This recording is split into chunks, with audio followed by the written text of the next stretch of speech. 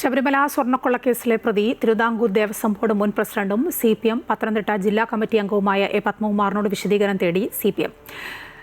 തപാലിലൂടെയാണ് വിശദീകരണം ആവശ്യപ്പെട്ട് ജില്ലാ നേതൃത്വം നോട്ടീസ് നൽകിയിരിക്കുന്നത്. പാർട്ടിക്ക് അവമതിപ്പുണ്ടാക്കിയതിൽ വിശദീകരണം നൽകണമെന്നാണ് നോട്ടീസിന്റെ ഉള്ളടക്കം. വിശദീകരണം ലഭിച്ച ശേഷം നടപടിയിലേക്ക് കടക്കാനാണ് സാധ്യത കാണുന്നത്. ശബരിമലയിലെ സ്വർണ്ണക്കവർച്ച കേസിൽ 8ാം പ്രതിയായി എ പത്മകുമാർ അറസ്റ്റ് ചെയ്യപ്പെട്ടതോടെ CPM കടുത്ത സമ്മർദ്ദത്തിലായിരുന്നു.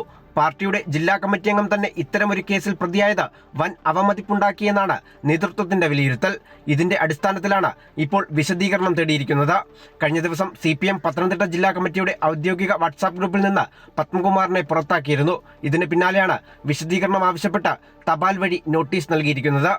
ദേവസ്വം ബോർഡ് പ്രസിഡന്റായിരിക്കെ കവർച്ചയ്ക്ക് നേതൃത്വം നൽകിയ ഉണ്ണികൃഷ്ണൻ പോറ്റിയുമായി പത്മകുമാറിനുള്ള അടുത്ത ബന്ധമാണ് അന്വേഷണ സംഘം പ്രധാന തെളിവായി ചൂണ്ടിക്കാട്ടുന്നത്. പത്മകുമാറിന്റെ അറിവോടെയാണ് സ്വർണ്ണക്കവർച്ച നടന്നതെന്ന് പ്രത്യേക അന്വേഷണ സംഘം കണ്ടെത്തിയിരുന്നു.